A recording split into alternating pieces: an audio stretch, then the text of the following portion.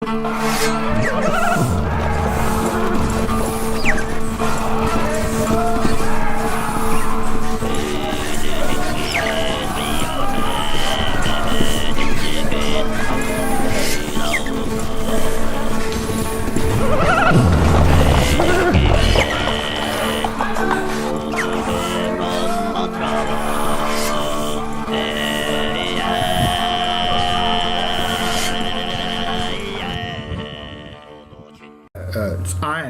None Your BizCon.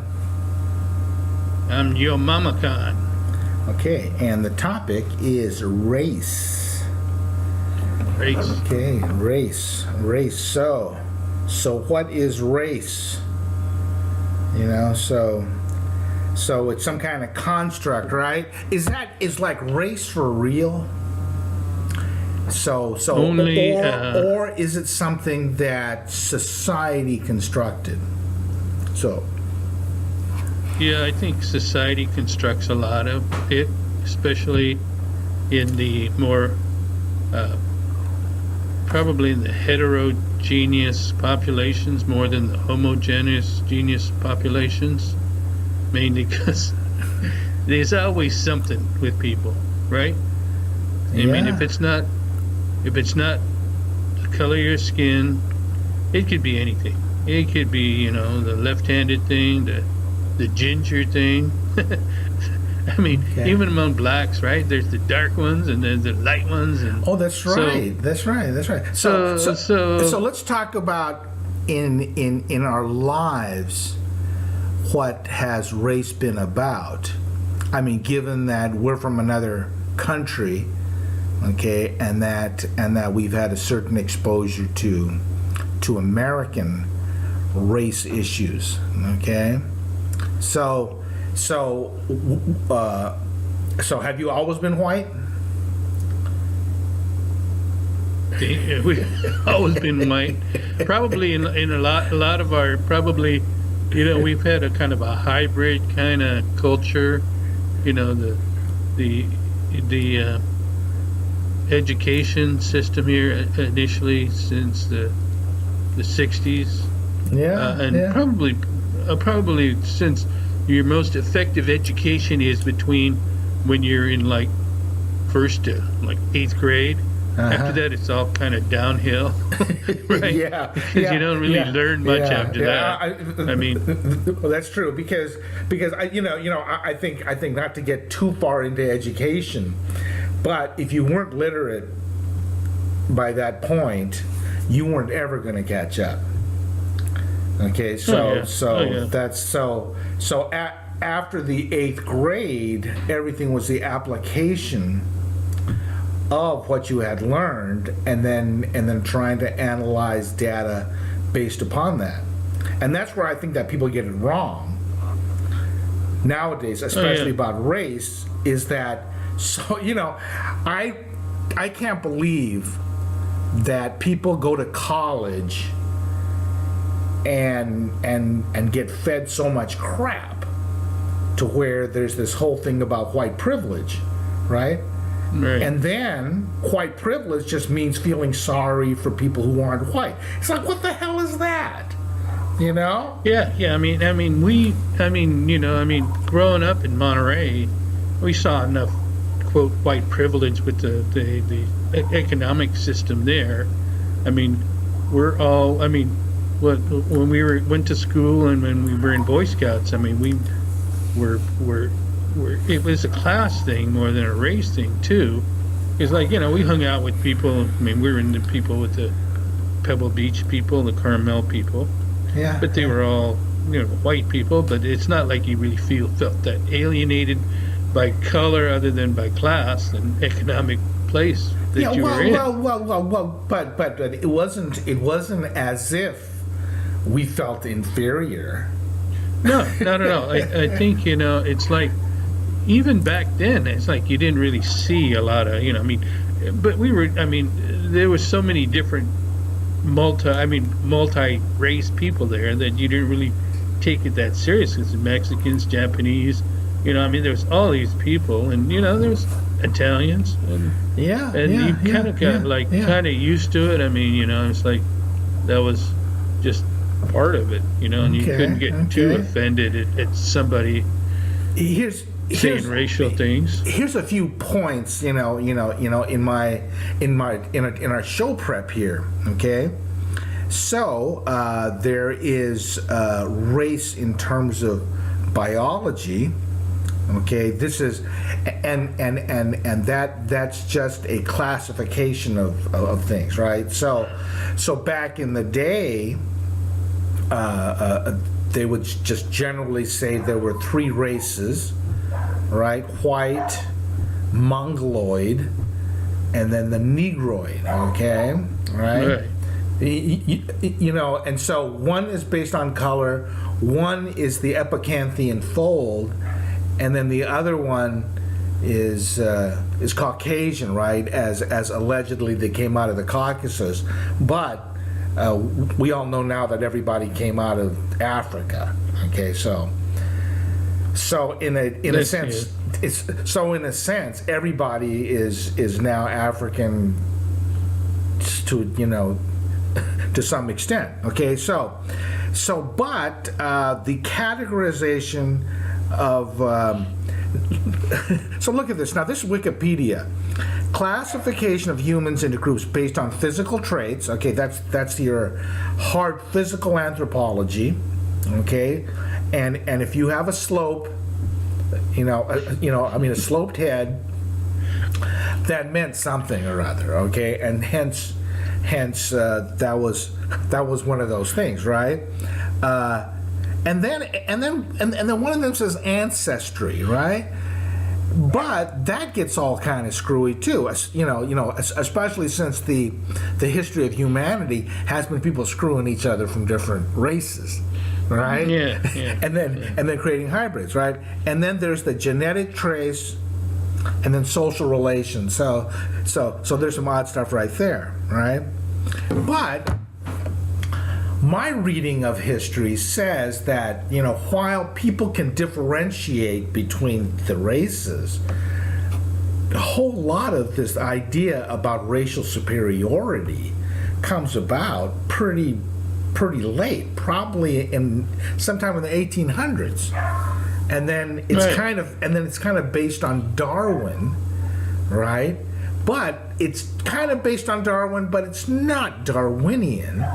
Because at this point, right, everybody survived, right? So by this point, we had eaten up all of the lesser species known as Homo, right? And so it's kind of undoubted that that these are the people we ate, So, but anyway, so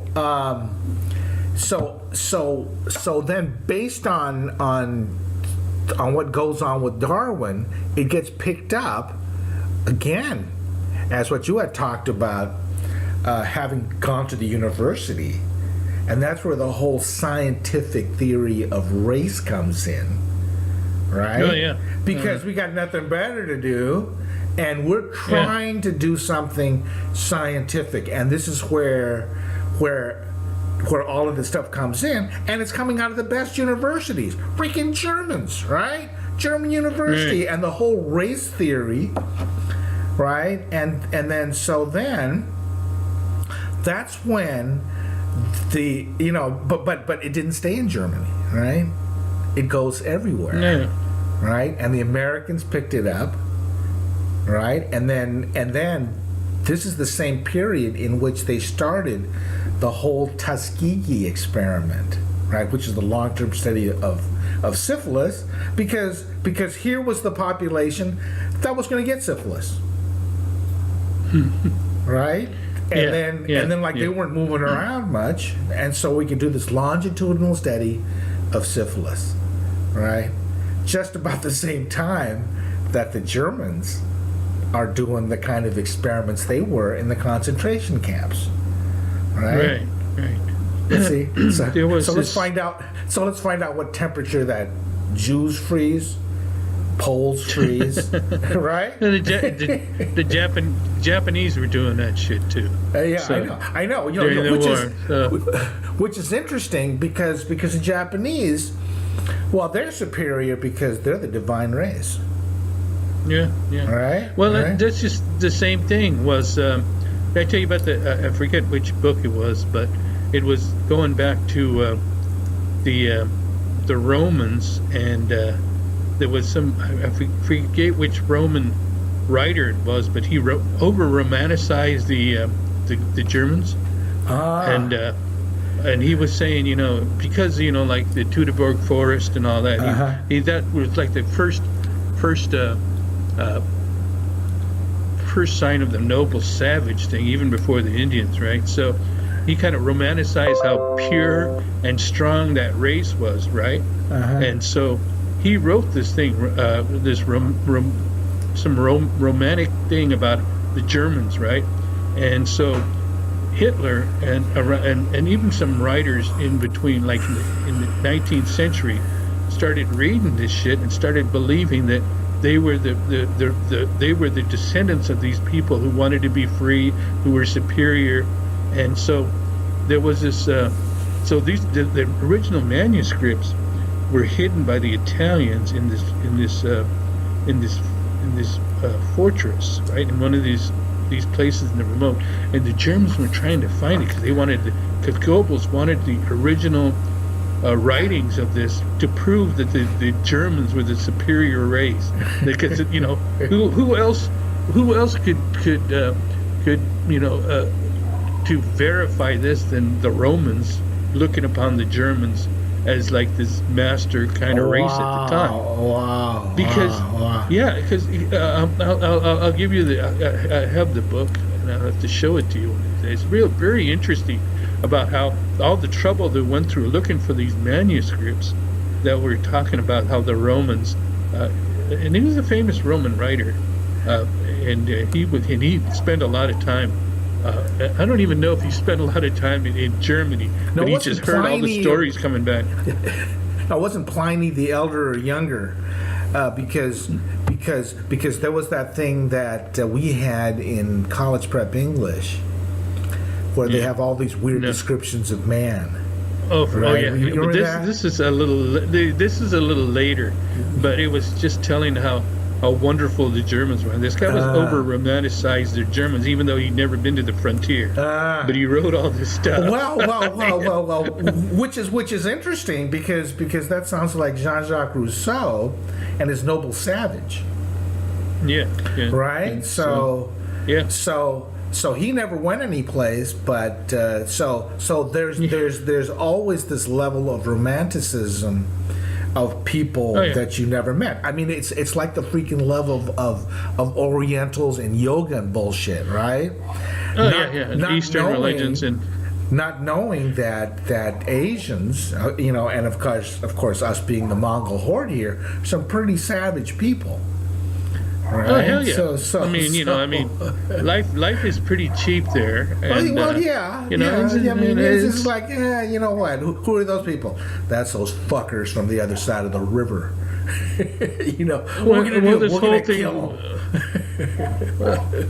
This whole preoccupation with race is just it's a Western concept, right?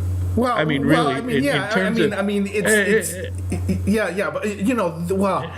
there's always the tribalism, right? I mean, like India. If you're not from India, you ain't shit, okay? Because you don't have a soul. Because the Brahmaputra and the Ganges, man, that is the center of the universe. And if you're not born into the caste, who the hell are you? Yeah, but the Western civilization is the only one that really moderated all of that stuff. Eventually, eventually, right? Yeah, eventually, we're all, because I don't know if it's all guilt or just because this is the whole thing about multiculturalism too. Okay, it's like, knowing the way where we come from, and knowing the way the Chinese are, and the way the other races are, and how in the universities and college, they always saying how wonderful multiculturalism is. but they're only taking the best parts of it, like the food, basically, right? And they, but you see, though, what we have is we don't really have multiculturalism. What we have is a tourist version. oh yeah, Of they have this whole kumbaya kind of thing. That's right. That's right. Because it's kind of meaningless, because you really can't have. You can have multi-ethnic. All right. Good. Okay. Okay, So yeah.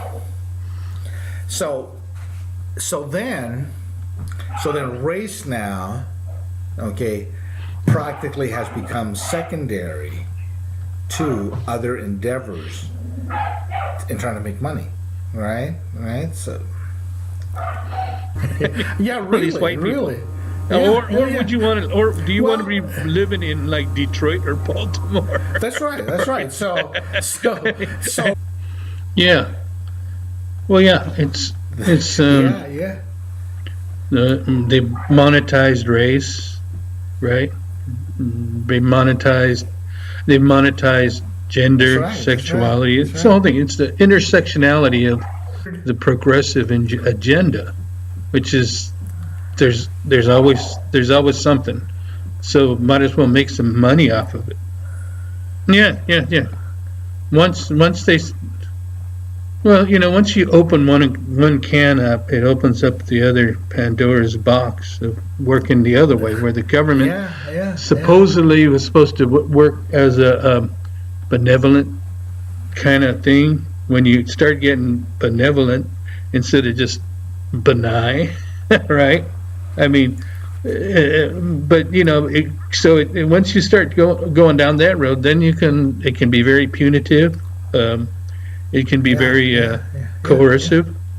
Because once you start having government doing these functions that was never meant to do, then they starts opening the door for other bullshit, doesn't it? I mean, because the whole thing is like bureaucracies tend to perpetuate themselves, because if you didn't have this bureaucracy to enforce these laws, then they wouldn't also they want to grow, right? Yeah. Because once they start doing one thing, they start doing the other thing. Like EEOC not only does race, but it also does gender, and then it starts doing disabilities and all this stuff, right?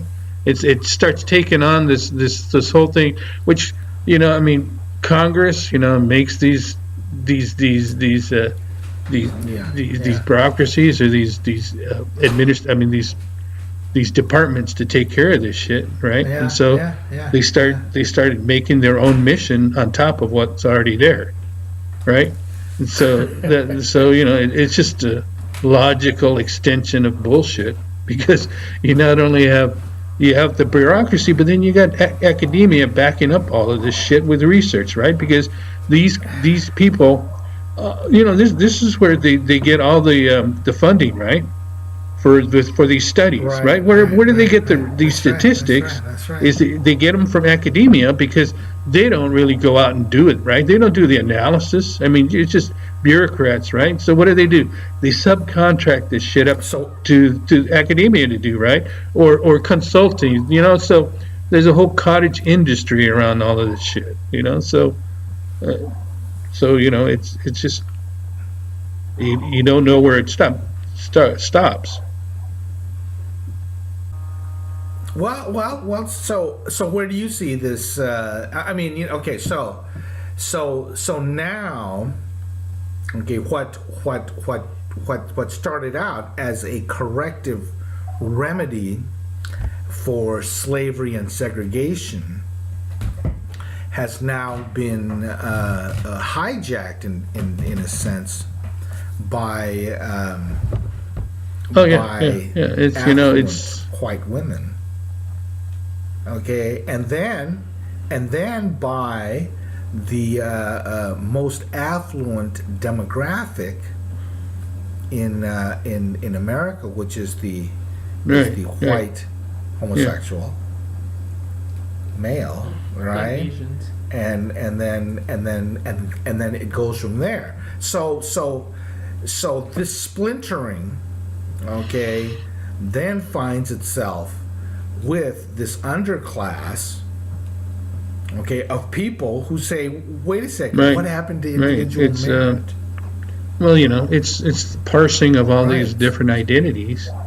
Once you start going down that road, who is the most exploited or the most victimized groups after a while? It's a minority, transgender, disabled person is going to be the one who's going to be, the one that's going to be fighting for the money. So Yeah, that's the yeah. whole thing about this social justice nonsense. It's like it's never the person who was originally exploited. It's some undeserving person down the line that gets it. That, Right, so right, there's right. really no Yeah, justice. yeah, I mean, in this whole legal definition of justice, it's just this stuff that they perpetuate, which is it never ends. If you let it go, it never ends. Yeah. Well, yeah. Well, I mean, so even though it was written or put into law that there would be no quotas, people generally went out and they said, well, this Supreme Court seat Yeah. is now the black seat, or now this is going to be the gay seat, And then where's And then the the Jewish where's the seat. Asian seat? right? Now the Asian. We haven't had a Jew Supreme That, Court. that's always the last one because you don't have Oh, that's because right, what that's you have right. now is all these special programs for blacks and Mexicans, but you don't see the Asians because they're not going to rock the boat. They don't, because they never needed these programs. But Well, you see now, but you see though now, now it's out that Harvard has Yeah. also been discriminating against Asians, okay, because their scores and stuff like that, etc. yeah.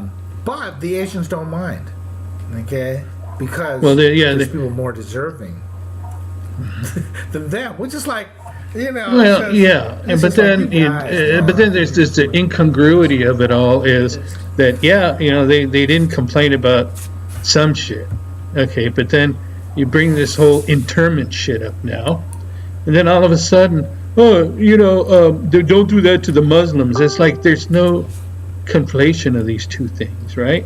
Because they're going, well, the Japanese, I know, like, I know. like Yeah. like Byron and his folks, they didn't give, they got screwed, but did they whine about it? They No, got screwed. it's not. It's and even Byron's generation didn't, but No, the no, generations no. after them, they're all upset about this shit. It's and so it's not even. Yeah, but just inserting, into this thing, Well, the Japanese have no so, children, so Yeah. so like, you know what I mean? So I mean, it's that's a real tragedy. I think in America is that you make some you get some affluence and Yeah, then, yeah, and then 'cause, you die out. Yeah. So anyway, Yeah. this whole race thing's a racket, and sooner or later, they're going to turn on each other. People are already turning on each other, trying to get the benefits. It's like, Really. Well, this is the kind of stuff that I mean, I'm not sure where any of this can wind up. No, there's nothing. Looking at anything good.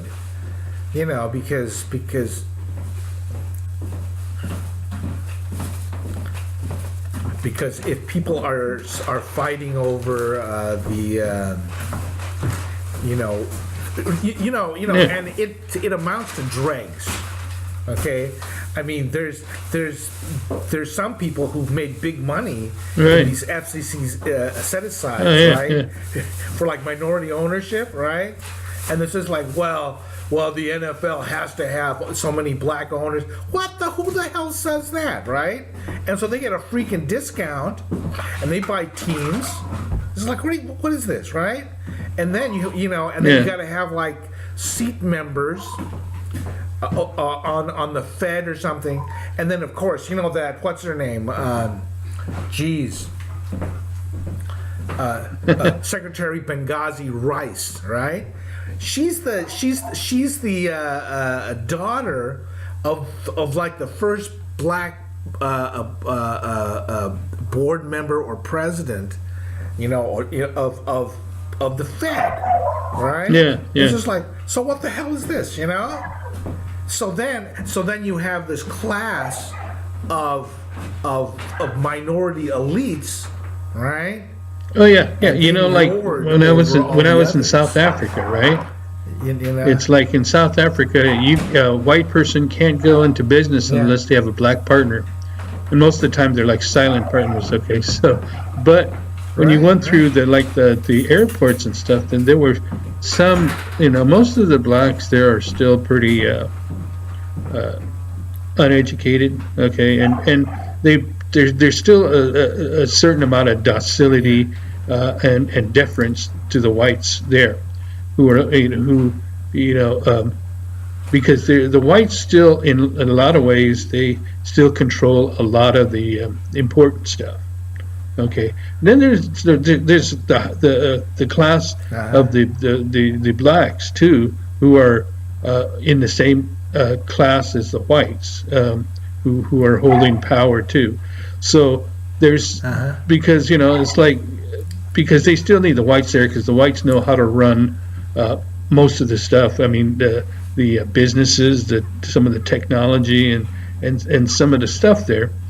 But because some of the younger white people there can't really get any jobs because they don't have any preference for any of the government jobs.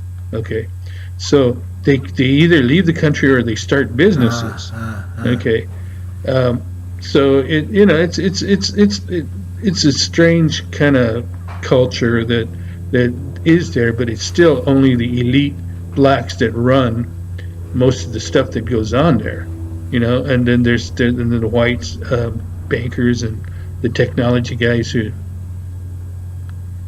And then they call it Joburg, which is like one of the most violent places on earth, and people have to drive through there in armored cars and stuff, and it's still pretty much, it's still one of the most dangerous places on earth, because they still really haven't solved any of the problems that you'd think would happen by now with all the the involved, the integration of the societies. It's still a pretty much segregated societies economically, Well, you know what, and that's really the same with America. Is that we have the segregation at a much more different level now. Is that you have the Mexican schools, okay, and then you have the black schools everywhere. This is a universal statement, by and large. Okay, people still live in their own communities, but now we can add new groups, like the Somalis, okay, up in Minneapolis, and we were up there, and they have their own schools. Okay, these are these little Islamic schools, charter schools, Islamic charter schools. Okay, so they're on their own. And then I guess as a graduation exercise, they go join ISIS. Okay, and now there's a large Hmong population. There's some Karens up there. Okay, but they have their own, like these shopping malls with these little restaurants. Okay, lovely. Okay, now these people are more likely to assimilate. Now, there was a banking center that we saw where there was some Somali people who had become bankers and stuff like that, and they had assimilated. But the vast majority of the Somalis live in their own neighborhoods or their own high rises. Okay, you know, sort of their own little. But this seems to be a sort of a universal stamp here. Okay, but this isn't going to turn out right. I think that like Houston is, while they live apart, okay, they also live somewhat more together. So I think that the South is probably a more promising kind of place to see Right. more fusion and assimilation. Okay, but I'm not seeing it in California. You know what? I'm not seeing it essentially in liberal areas. Okay, because they're the ones who want, who encourage this kind of division.